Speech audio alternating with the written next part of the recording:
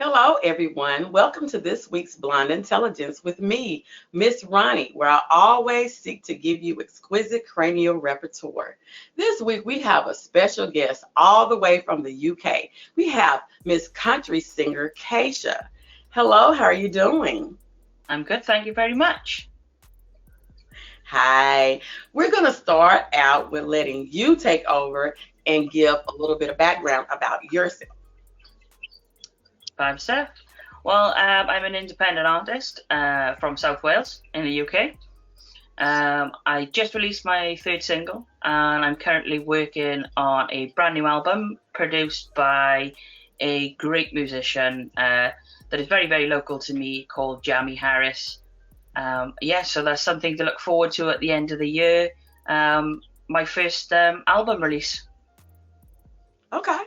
So, what made you decide to go into music? I mean, with this being your first single, what made you decide to make a leap of faith, I guess we would call it?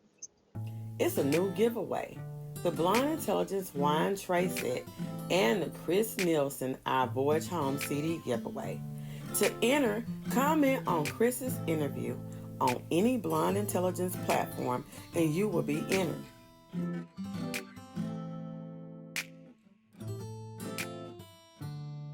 Drawing is April 30th, 2021, posted on the Blonde Intelligence Facebook page.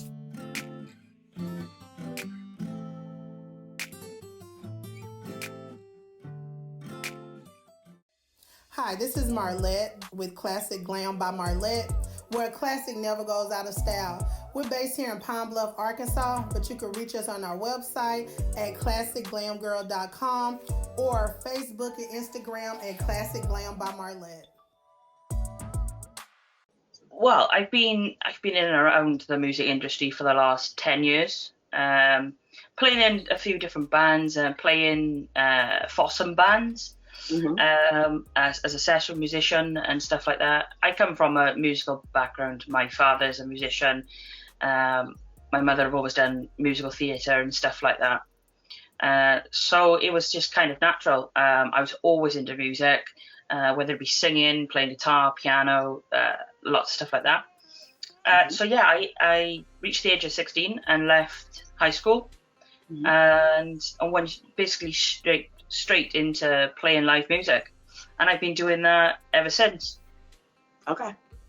So, I have a question for you.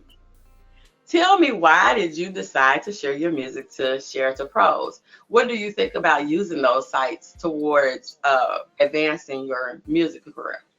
Well, this is the first time that I've used SharePro. I've got to say the response I've had off it, I've actually started suggesting it to other friends that I've got in the industry. It's given me some good connections, and actually saves you a lot of time as well. I spent when I released my first and second single a few years ago. I spent a lot of time searching for bloggers, radio stations, podcasts, and stuff like that. Where Share Pro is kind of got it all there for you, and it's been one of the best finds Is that the doing only this release. is that the only site that you use? No, there's a couple off the top of my head. There's Submit. like a music advertising, something like that. But SharePro is kind of the main one that I focused on the last week of the release. 'Cause, the song's been out just over a week, and it's probably the main one I focused on because it gets the most responses for me anyway. I found. So, tell me about the single. So the single I wrote it 2 years ago. I was going through a bit of a tough time. My grandmother passed away very suddenly, and I went through a lot of depression and anxiety, which I'd never suffered with before. I've always been a really confident person. I've been on stage since the age of 10, Hmm. sort of very, very confident. Hmm. And all of a sudden, I started suffering with depression and anxiety was the main thing, and I was very close to just completely quitting the music business. And then even though I was in this bad situation, I managed to write this song, which a lot of people have said to me, it doesn't fit to kind of the way I was feeling. The song doesn't fit it. It's kind of it's almost a happy song. But it was one I wrote, and it's been on the back burner for 2 years. I played it a couple of times with a band that I'm in, but it never felt quite right. I really wanted to do the song my way, and that's why I felt a really good connection with Jamie Harris. So you thought that it should have been a solo project? Yeah. So it was a solo project at the beginning that I took to the band, and it just never fit the band quite right. I wanted the best. I wanted the best for the song, especially what the song came out of that situation. So it fit as a solo project. So do you think, as a songwriter, because some people you could just give them a subject, they sit down and write. Do you think as a songwriter that it helps to have some type of emotional memory or tie to the lyrics to, I guess, to put that extra seasoning on it? Yeah, definitely. I think, well, especially when I write, if I'm going through the situation or someone close to me is going through the situation, I always find that it's always more meaning behind the song, and you can feel it then when you sing it, when you perform it. I know a lot of songwriters that can just, like you said, just you give them a subject and they'll just write. Where I'm the complete opposite. I like to have some sort of story, so I can feel that in my music. Then when I go on to the recording side, so I know what I'm singing about, and I think that gives it the extra feeling. Then, so when people listen to it, they can feel that. Okay. What are your goals as being an independent artist? Because you said that you played with a band, and then this project right here you felt that you needed to do as an independent artist. So what are your goals? Are your goals to be versatile in it, or are you liking being an independent artist more, or are you like having the closeness of the band? I mean, so what are your goals? Yeah, it's a good question, because I do like feeling a part of something in a band. It is something special playing, and you form really good connections. But at the moment, I'm really enjoying the solo project. I'd say my goal is at the moment is to just record this album. We've got a few songs going. We're in the middle of recording. We're currently in lockdown, so we're recording little bits in lockdown with the hope to finish the album in the proper studio. And I think my goals are just to keep making music, and what will be. You know, just form as many good connections as you possibly can along the way, and just enjoy. I think that's the aim at the moment. What I've taken out of the last couple of years is just to enjoy what you're doing. Okay. So tell me this. With you having a background in performing with a band, and a lot of bands do live performances, how have it been on you as a normally being a live performer, being in lockdown? It's been awful. It really has. There's no sugarcoating it. It's been really hard. I know a lot of friends, they're in the same position as myself. Not only financially is it hard, but it's also tough on the mental side. You know, we used to being out multiple times a week performing, and it's just hit a year since I last performed in public, and that is crazy. That's the longest I've ever been without performing in front of a live audience since the age of 10. So it's been 16 years since I've gone that long without performing in front of someone. It's crazy.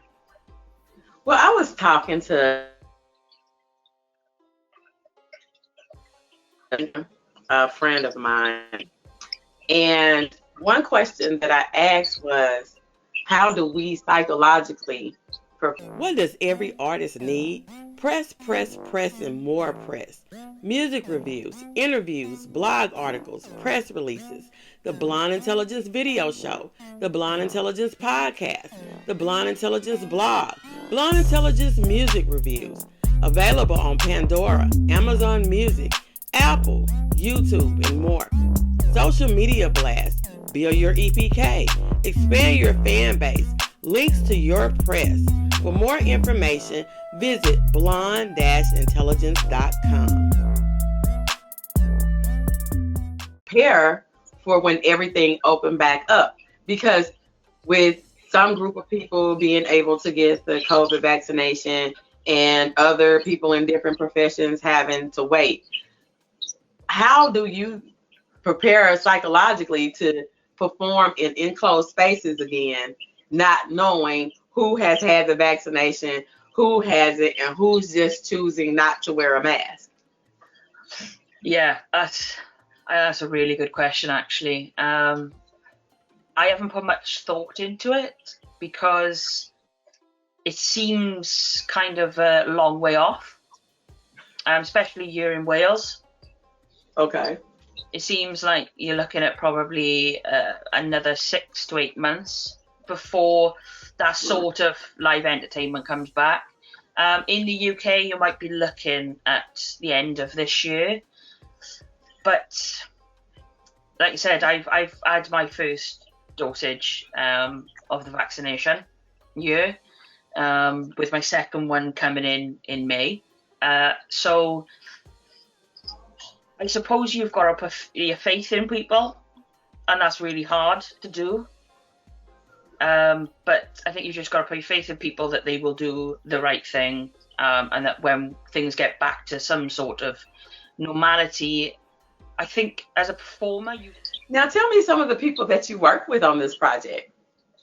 So I worked a lot with Jamie Harris, who's a musician and a producer. He's from my neck of the woods, and we knew of each other, but we never really spoken until the start of the year. And I listened to some of the stuff he produced and some of his own music, and I instantly knew that this guy, I wanted to produce the single.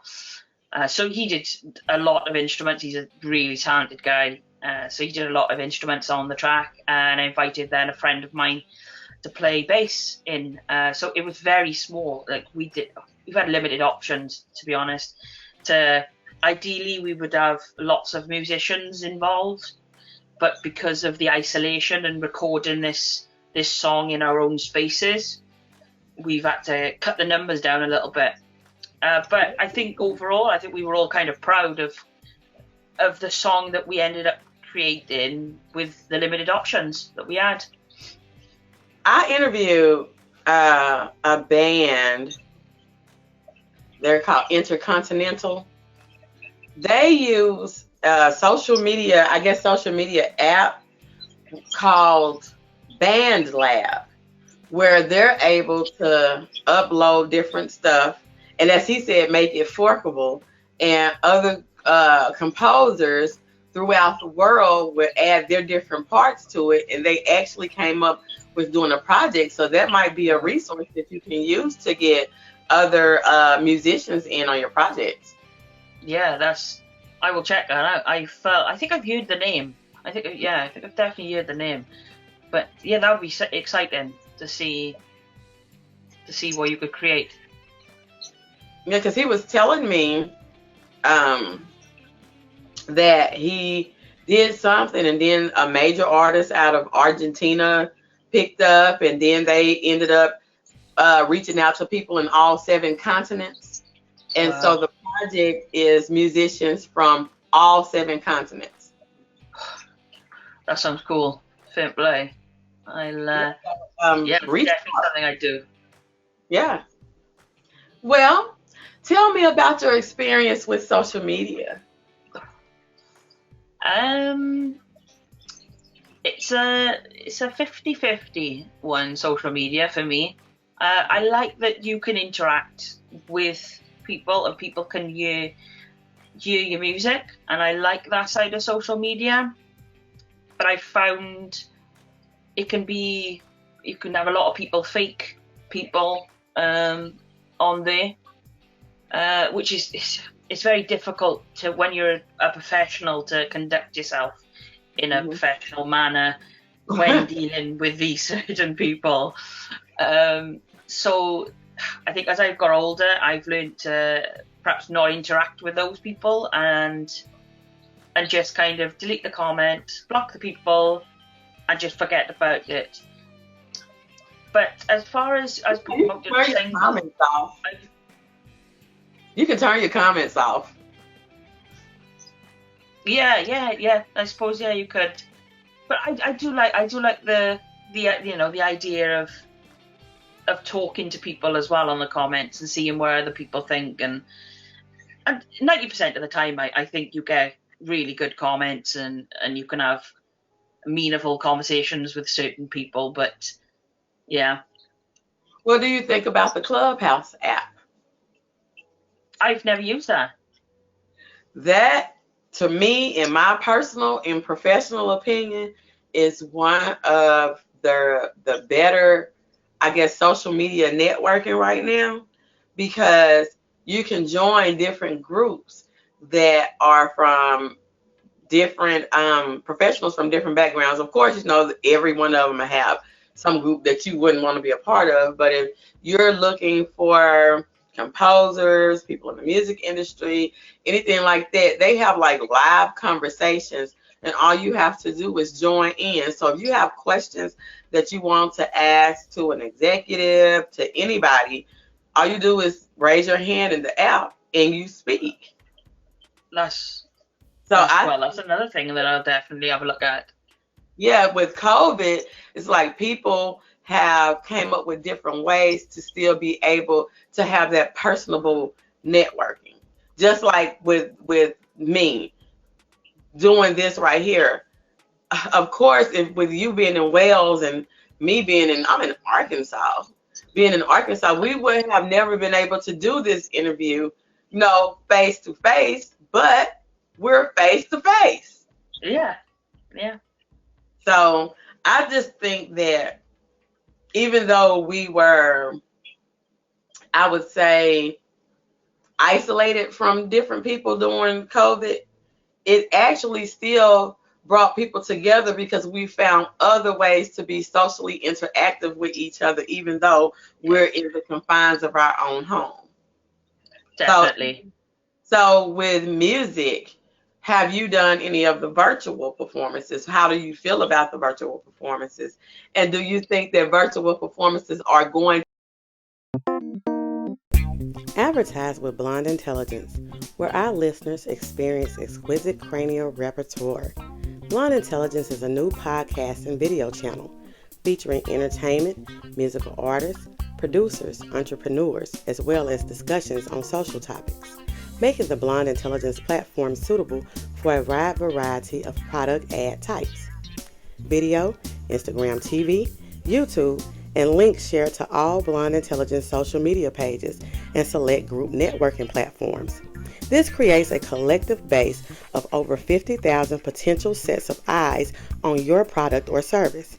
Each sponsored ad will feature on both the podcast and video platforms. Sponsors have the choice of either a voice ad or audio video ad, with 3 options for placements. Create a win-win business partnership by advertising with Blonde Intelligence. To last after COVID because of the psychological issues that we don't know if people gonna wear the mask. Yeah, I think, in all fairness, I've had a really good time doing the virtual concerts. Okay. It was a bit strange at first, because used to seeing people's faces and stuff like that, interacting with them, and you're basically performing to a screen. But like you said, it's another way of connecting with people and doing it that way. So I've actually had a really good time. I've spoke to a few other musicians that just really couldn't do it. They stopped. They did one and that was it. But I've done quite a few, and I've actually really enjoyed it. And I would like to think that these virtual concerts would continue to happen. I think as well, because you've got people that can interact with you and see your music, see you perform, that maybe don't come out to live events. Perhaps they've got other issues or difficulties getting to a live venue that they can still experience. Right, because I don't drive at night. So when they start having these virtual performances, I thought it was great, because some of the award shows and stuff we don't get a chance to go to. We view it on TV. So what's the difference? Yeah, exactly. I think it's definitely what I'm going to do anyway. I'm definitely going to keep up the virtual concerts even when I go back and start playing live. Okay. Well, I thank you for coming, and I find you very interesting. I want you to give everybody the name of the single that's out now, your social media handles, where they can find you at, and any last words that you would want to give. Yeah, so thank you very much for having me. It's been really fun, especially talking to someone across the pond. That's cool. So yeah, you can find me on my Instagram, Kaysha Louvain Singer, on my Twitter, Kaysha Louvain, or on Facebook, which you can also search Kaysha Louvain Singer. The brand new single is called Summer Lovers. It's out on iTunes, Apple Music, Amazon Music, and Spotify. Okay. Spell your name for them so they can look you up. Kaysha Louvain.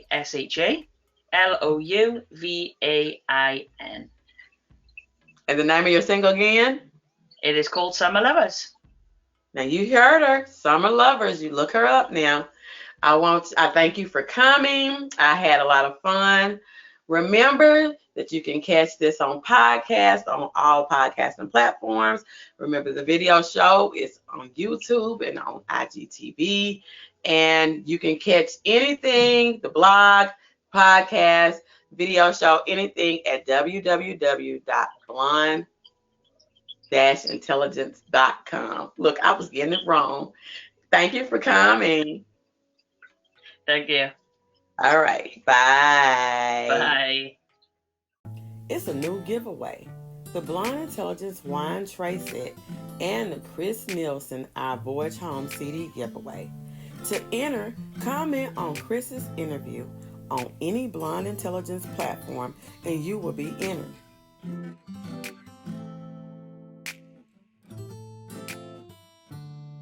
Drawing is April 30th, 2021, posted on the Blonde Intelligence Facebook page.